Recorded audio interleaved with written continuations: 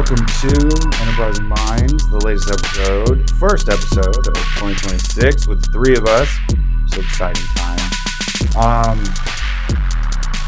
We are seeing as though it's about halfway through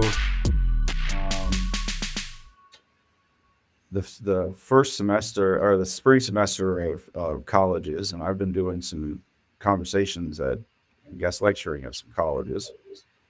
We're going to talk about the job market, what that looks like, and also kind of how do you lay the groundwork given all the market environments in your current chapter while you're looking forward to whatever your next chapter might be.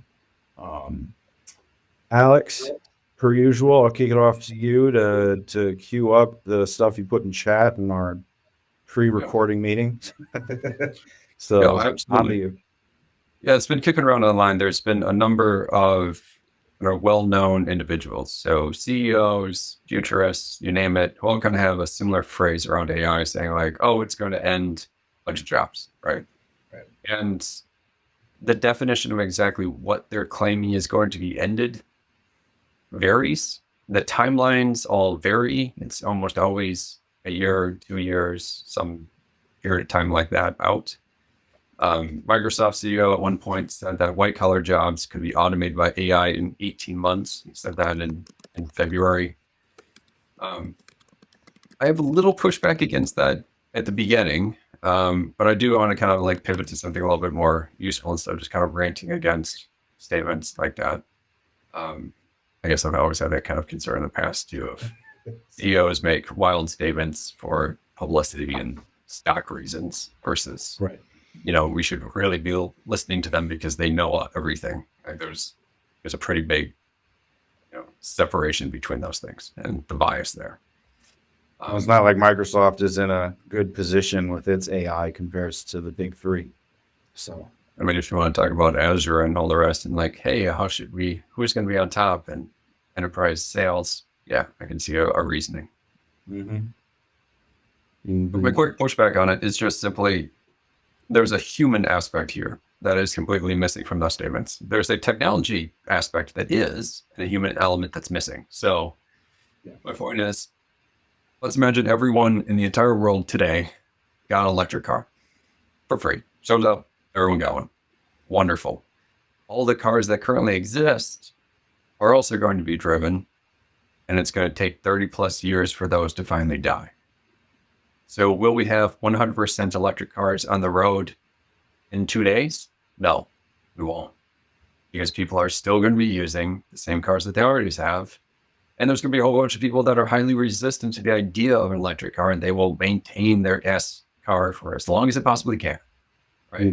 We can all kind of imagine the audiences and the individuals that might be around or in our own lives that are going to kind of hit those different populations. Some of them will be super excited and will love the thing. A bunch will complain about it, and a bunch else will just refuse it outright. Right.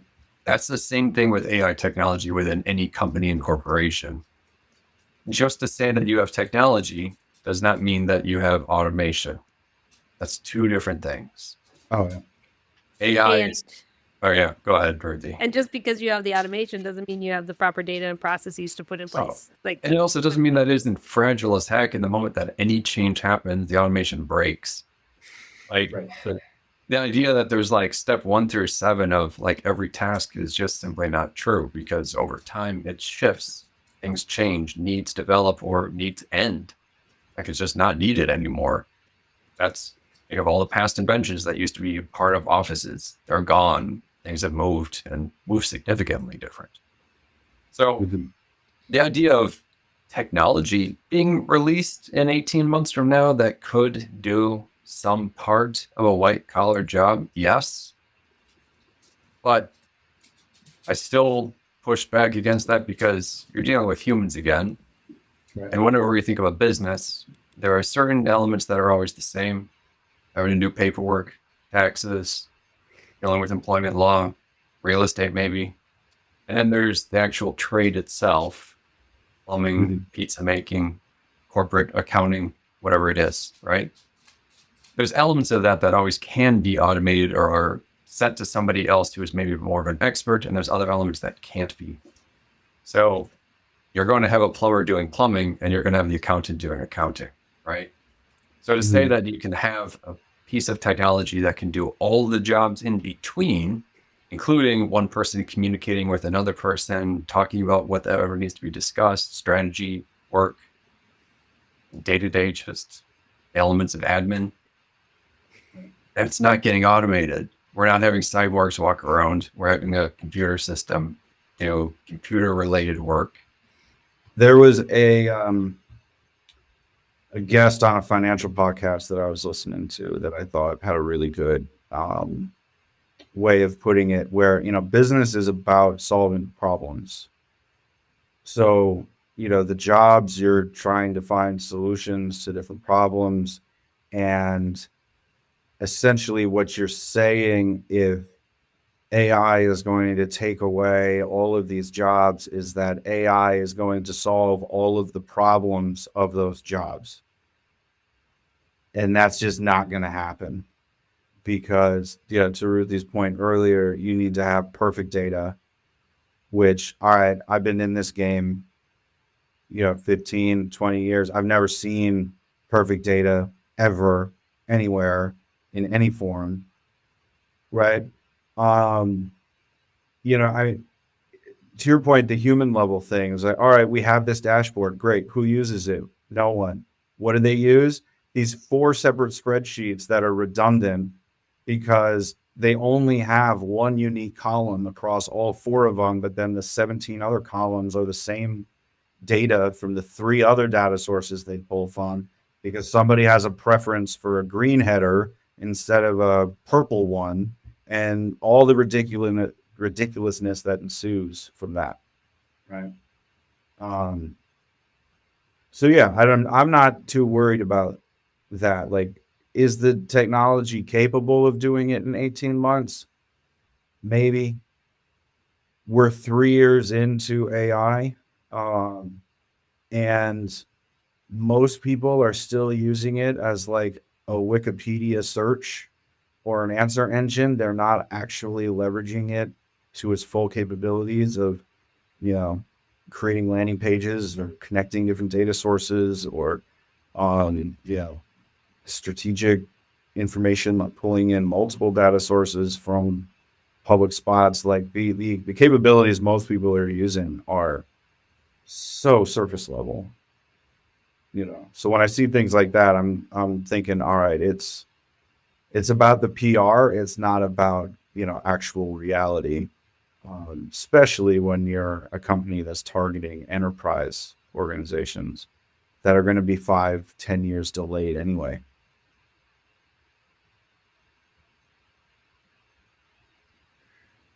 All right, guys, this is great. Love this question. And also, I, per usual, take a very different read of like the actual quote that Alex put in, or the things that are being tossed around, which is like most, if not all, white-collared tasks could be automated by AI within 18 months, which is quite a different sentiment than there won't be any white-collar jobs in 18 months. It's, hey, this is the possibility space. Now, we've already talked about automation and processes, and so I won't cover that too much, and we can always dig more into it. That's more of this idea of like, what is stopping the diffusion of the technology? Like, what are the barriers for it to be spread? I want to take it in like 2 slightly different directions. Also circling back to Dave, you mentioning like you've been talking to college students and sort of what they've been thinking about. So like, who cares about this statement? Like, why would we care about this statement? And the 2 audiences that come to mind are, first, like leaders planning. What is possible? What are my competitors doing? Where are my risks? What are the opportunities? And that's so key. Like, if you could foreseeably automate a large number of activities within your company in the next 18 months or 18 months out, and like that gives you a runway to say, what do I need to have in place in order to do that? Where are the biggest cost areas, or the biggest problem spaces right now, and how could we use this technology to think differently about those? That's like a huge opportunity. But then also, what are my competitors doing? And perhaps even more importantly, what are my potential competitors doing? Because what's always interesting about new technology isn't so much like there's the piece of you can always update your existing processes and make them go faster or automated. You guys have noted a little bit of why that's hard. Maybe your data isn't structured in such a good way. Maybe you don't have internal processes that fit it. But now all of a sudden you can have new companies come up with new ways of working that can utilize the advances in the technology that are starting from scratch with like this innate, and that allows them to come out of left field and really eat your lunch, which, you know, as an end customer, that's awesome, right? Because we will, that's competition, that's the engine of innovation, which is also an engine for prosperity. So from a like, we're consumers, that's a really awesome thing that's happening. If you're an existing company who's trying to think about this is both a challenge and opportunity. So there's that lens, which is, hey, what's roughly our runway for thinking about when some of the major disruption might be coming from potential competitors, or when we might be able to start really seeing advantage of the opportunities. And okay, that's an 18-month runway, according to Microsoft. The other lens I was thinking about is like the lens of individual people, employees. Like, how do I need to change my thinking, both as an internal employee, but also as a prospective employee entering the job market? Like, what is this new technology doing differently? How do I think about it? I read this really cool blog post that we can post in the notes. I can't remember the name of it just now, but talking through like, here's how to think about and how not to think about like what you do with AI. Like, you could get really good at prompt engineering, but that's not going to be helpful in like 6 months, because the LLMs will be good enough that you don't have to be that. You can be a little bit sloppier with prompts, right? Or you could be really good at figuring out how to automate particular parts of your job. But again, the tool is just, it's kind of like website building. Like, it used to be you needed to know how to code HTML. Now you just have a WYSIWYG and you just do it. So any of your advanced knowledge about Excel spreadsheets, HTML, all these types of things, those are slowly going to just be eaten away at, which is both kind of terrifying if you're like, I've spent the last 10 years really honing my skill in this area, but also really awesome if you're like, I've never had time to learn that. Now it can just do it for me. So instead, what you got to be good at is finding opportunities for how you can use AI to scale. And this is an idea that I've been playing around with a lot lately, and I'm still trying to wrap my head around it, which is like this AI sensibility. AI is like a scaling technology. Instead of doing one campaign, now you can do 40 and you can test the best. So how do you start thinking in terms of, I could do this one limited thing, now I can do it 100 times. How does that change the way I work and the potential output I could get?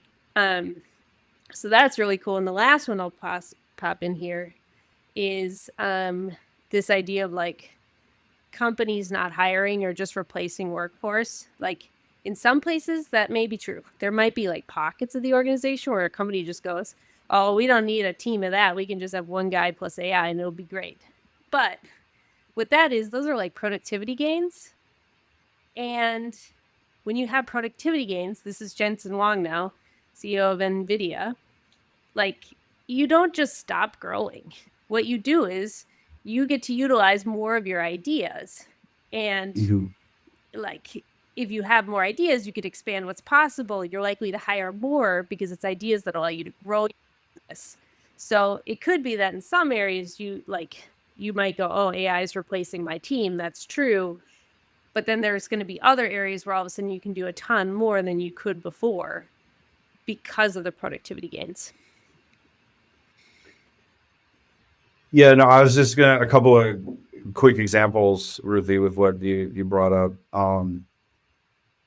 It made me think of Anthropic releasing the AI for Excel sheets and having it massively outperform, Microsoft. It's like, how embarrassing for Microsoft to not be able to do what its users have been begging them for years for.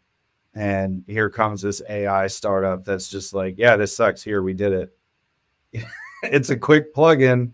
Um, that makes me hopeful for that innovation side for sure, because it's like, all right, cool. We're getting more useful things. We're doing it. And then, I mean, even with this podcast, we would not have a weekly newsletter if it still took me 2 weeks per episode in post production. That's just no way. I don't have the time for that. The fact that we can, I with AI and creating optimized processes and doing that, going from 2 weeks per to about 4 hours. Now I have more than a week and a half of time back. Okay, cool. Let's work. All right. Let's get after it. Let's expand it. Let's do more things. So Hashtag AI sensibility. I like it. Yeah, it was Ruthi, I really agree with, and those points definitely kind of echo in my mind too, because new technology, I think of them, like Kodak is a famous example of it too. So Kodak, of course, was a film company really primarily, and that was massively their manufacturing and business and everything. But they also created the first digital camera, and then they basically shelved the product for like over a decade, while competitors started to come online and starting to absolutely replace the need for film, disposable film. And I keep thinking of that same thing here of the massive amount of overhead and stuck processes and individuals who are still in roles that the company's not going to move them out of, and they're stuck. So you're going to have new companies, faster moving companies, you name it, starting to come up and starting to basically be able to go against these large players. Like it's almost used to be like, man, you see that there's a giant, corporate in this particular market, and you're thinking, man, it's never going to happen. Like they own it, they're there, they got all the money in the world. We're never going to have a chance. But that actually is different now. With they're likely to be so slow moving that we have a chance to get a foothold in and find an angle and get our foothold in and start to climb against them. And there's so many. When we talked to some of the kind of the great kind of business speakers in the past, who have the exact same example of just these small, companies that corporations like to kind of push to the side and not think about because the dollar amount isn't very high, that rapidly eat them away because the new wave kind of comes in. I think of also like Steve Jobs and any kind of the Bill Gates and any early kind of PC makers doing stuff out of their garage. That was perfect versus the larger corporations at the time who were so stuck on their current model because it was selling and they had jobs and profits dependent upon it, right? But the other one, like Anthropic, is not dependent upon sales of Excel. Instead, it's usage of their tool, right? Especially yeah, I mean, it's innovator's dilemma yet again. So I think from a college student perspective too, if you're concerned about this, start to think also of the companies that are going to move fast. And if you want to basically stay with one of those, so SaaS companies like Salesforce, those who are in kind of software side of things, they're going to have to move and react quickly, and they're going to have to change. And those people will develop in new ways way faster than the companies who haven't changed yet, like large B2B manufacturers who are going to be probably really slow on the uptake. Other things would be regulated industries, government, healthcare, you name it, who are forced into a particular process or system and they can't get out of it. And that's going to take a really long time before they get out of it. So there is some job security in terms of, I would always say like classic roles, basically within those industries. And then there's going to be industries that are going to be moving faster, as well as the startups who are absolutely, they don't have the data problems. They don't have the politics. They don't have any of that because none of it exists yet. So they have a lot of green space to grow. And frankly, go have fun. Like, to your point, Alex, about like you get to choose fast moving companies. Maybe you should put more weight on those than the sort of like old school ways of working. I mean, coming out of college right now seems awesome it doesn't seem like the recession doom and gloom situation. It seems really cool. Why? Because you have the opportunity to join at this sort of emerging wave of new ways of working that anybody who currently has a job is trying to figure out, like, how do I both do my job now and figure out this new thing? Whereas you get to step into the new world, figure it out together. P.S. You might be the most AI knowledgeable person on your staff. It's kind of like when the three of us came out of college and they're like, oh, you're young, you know social media. Here, go. You're now in charge. Like, you've got such a cool advantage from that piece. And you, like, the cool thing about the AI tools is you can just use them. You don't need an enterprise license in order to use it. Like, you don't, to give a specific example, if you wanted to use and get like trained for Salesforce, it's super hard unless you're already in an organization to go learn how it's used, et cetera, et cetera. You just have access to the tools. You can go use them. You can go learn them. You can go figure it out. Like, this is such a cool time to be graduating. So to all those who are like nervous about the job market and only having half a job, I say go after it. Like, you are the master of your destiny. You've got agency, and this is a really cool time. That's the end of Ruthi's TED Talk. Thank you for joining.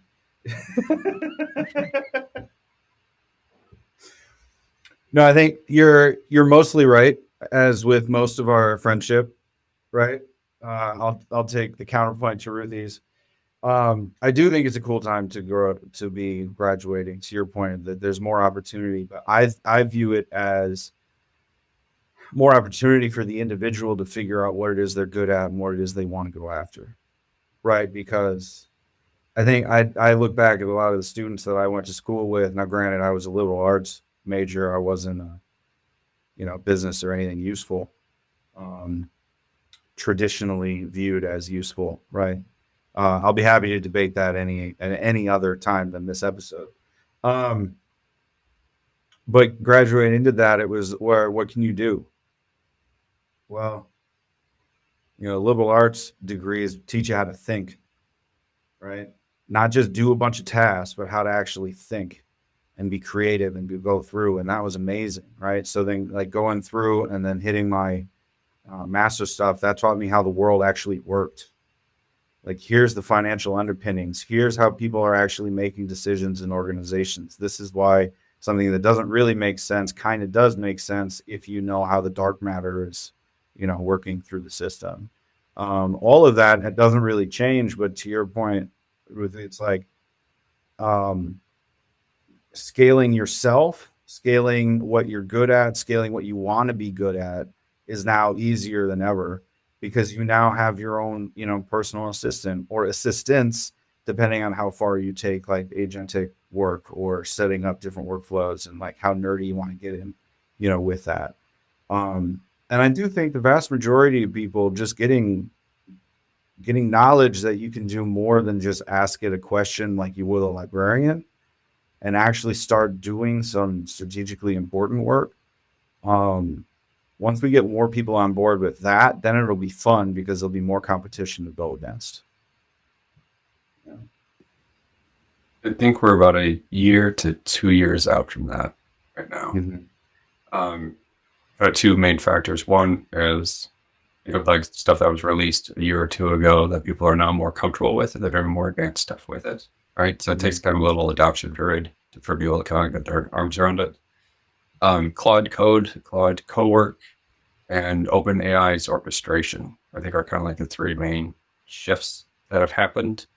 The most recent one would be Orchestration, which that one is more of an enterprise level tool, but it's basically as you set up a number of agents and you're having them learn from a combined set, so that they're starting to build up actually a combined knowledge database and knowledge store, so that each new agent isn't having to relearn the same mistakes as the other ones. So they are kind of more progressing like a more complete team or individuals, or complete, set of individuals within a team, because they're starting to actually understand more of what's going on. You can also tell them more of goalposts of like, this is success, this isn't. So you're also giving them more critique and more guidance, so they're becoming more advanced. So they're more helpful, if I could say more for a thousandth time. Um, the other one is Claude Code and Claude Cowork. Code was first, Cowork was second, and those were out for now a little while. And those are amazing, absolutely amazing. Like the one thing that I think was like a big shock to me was I always bring him up, but Ethan Waldeck again. He was testing out Claude Code and he had to do a test, and he gave it this like paragraph long idea of his about basically building a small business or something like that. And it's like, use my profile, online profile, and find a business for me and build it. Basically, it was kind of the prompt. And it took 10 or 12 hours and came back with a fully working site that was trying to sell like a pack of prompts based upon him because he's well known in the AI space. And that was the thing. The thing that was mind blowing to me was like, wait. This is not just some like, Google search summary kind of tool where you're just doing this chat question, or like, Google can't quite comprehend the question that I'm asking and I'm using Claude or ChatGPT instead. Or I want something more in depth and research like, so I'm using Gemini instead. I'm basically having it summarize Wikipedia documents at that point. But this thing, 10 hours and it's building something like that to me was like, that was a huge step up. Yeah. And there are, Copilot Studio, Foundry. I mean, there's a bunch of other things that are similar to that also come in the enterprise space. So I think once we're about a year out from now, then we'll start thinking about AI like we did about 2 to 3 years ago or a year ago, which was more of this Q&A chatbot kind of thing. And I'll start to see it as like this thing that's way more capable. That I think also makes it tough for corporations, new businesses, and individuals in companies, because you also don't really know what AI is going to be doing and where to put it. So speaking of Ruthi's like thought process of like, how do you think about it? That's tough. I don't know. I'd love to hear you guys' thoughts on that. Like, how do you, considering it changes, how do you kind of keep up with your mental model of like, oh, this would be good use of AI, or this is possible now? That one I think is a struggle. I think that's where, how do you define productivity and what are your goals? Right. I mean, everybody's going to have to sit down and do the work to figure that out. Right. I mean, because how many people do you know that just don't want to be their own boss or don't want to start a company or don't, there's a fetishization of that. Yeah, at least in the US, right? Of like, be your own boss, do this, that. And that appeals to certain people. I know a lot of people that just want a job, they want to punch the clock, and that's good enough for them. Fantastic. Good for you. I don't know how that works because that's not my mental model. That's not how I am. Right. But more power to you. Once you know what you're going after, then you can automate stuff, but you need that North Star. Right. And I would be curious to you guys, both being economy majors, how do you guys, do you think we need to redefine what productivity is? Because if you can do 8 hours of work in 2 hours, like, cool, I'm going to go take the afternoon off, or are you going to be working extra projects now for your companies? I'm going to give you just real world stuff and leave the sort of academic question aside. If I can do more, I'm going to do more because that's just what I do. Like, I think the productivity allows me to run with more ideas than I could before, and ideas are exciting, so we just do them. Right. I am a little bit at odds with you need a North Star, you need a direction. Because sometimes we don't have it. And with AI, like, we don't even know what's possible. Like, you might get a glimpse of it here and there. P.S. There's a really sweet NVIDIA podcast series I highly recommend everybody listening to, that just gives you a sense of who's doing what, so you can sort of broaden your horizons. But like, when I think about getting started and sort of how do we even begin to think about this and start using it in different ways, it's kind of like Nike, just do it. Like, with these sorts of things, you just need to start doing stuff, whether it's a trivial thing like I used Gemini, excuse me. I used Gemini to help me plan my seed sowing schedule. and to tell me which trays, which seeds should go in, and at which point they should start in the spring, in the summer, and where in my dining room they should be positioned for the proper amount of light. Like, and I just started with like, hey, here's the things I have seeds of. Can you help me get started? I have 6 seed trays. And from that basic question, I got all the things that we listed, which is like, when should we start? Where should I put it? How should I think about this? What should I direct? So what are like, you just get started.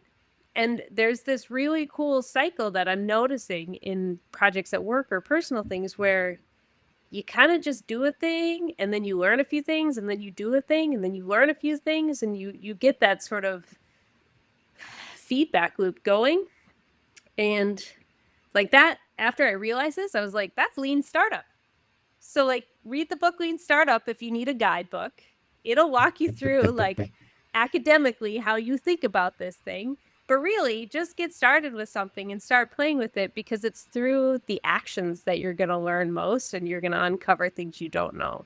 And I think what's really cool about LLMs and the place that we're at now, again, going back to my little hype pitch for college students, you had to go, Dave, to a master's program in order to learn how to think those things. Well, now you can just ask. You just be like, what do managers care about? Why do they think of this way? Like, what are their incentives? How do I think about this? Like, you can just now ask. And so it's kind of like what you can do is limited to A, the amount of time you take for it, but then B, like your ability to just ask questions, use your imagination. Yes, and so like I totally agree with you. If you are a naturally curious person, you can now go to ChatGPT and you don't necessarily need the MBA. However, for me, the MBA was an important persuasion tool for the audiences that I was targeting, right? Which in that point was hiring managers. Because coming off of creative writing and music and being entrepreneurial and doing ghostwriting and freelance work and all of the things that I had to do graduating into the Great Recession, to pay the bills, how do I level that up? Well, people don't take the musician entrepreneurial thing seriously. So how do I demonstrate that I know, the ground rules of business? I have an MBA. Right. And it shouldn't matter, but because people are people, it does. Right. That's a really important clarifier. Yeah. The signaling still matters in many cases. But in terms of the knowledge gained, I think this is a really cool space to be in now, where you can get all the context for free. Yeah. Alex, you've been awfully quiet. Yeah, I was going to throw my 2 cents on this. This is kind of an interesting point. So this might go in a slightly different direction. But Ruthi, your explanation of like thinking through an activity using AI, I do wonder how much of that is simply an active sounding board that's available at any point. If you have activity and just do it, like you have an idea, you've put, a little bit of thought toward it, but there's also a million other things going on in life that are going to be asking you to do the next thing, the next thing, the next thing. So it's on your list, your to-do list, your mental checklist of like things that you want to accomplish at some point.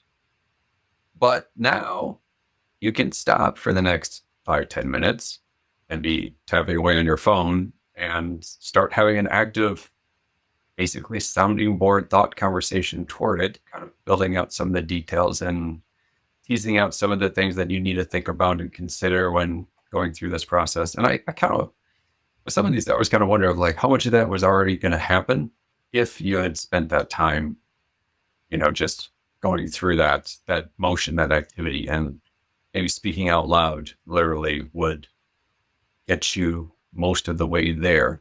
And then there's the little tidbits and tips that it's basically including along the ways, which some of which you might decline and deny. I've done that with Claude a number of times where I had advice that I was like, I don't agree with that. Like, that's not what direction I want to go. Mm-hmm. So it was much more of activity towards the accomplishment of the thing that I wanted to do versus this oracle of knowledge that I now have access to. Right.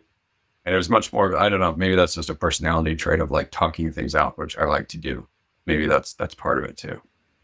But I think We there's even a talked speed about it saving your marriage with the design features.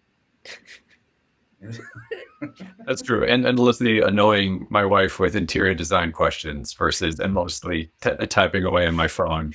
Far better to annoy the phone. But like, there's an important speed component, and then there's this other like, because right, you can do this in snappy real time, right? Whereas like my little seed starting thing, like I would have to sit and would have to look up individually where does each seed want to be and how does it go, and like I can do that, and I have a pretty decent mental repository, but it takes longer.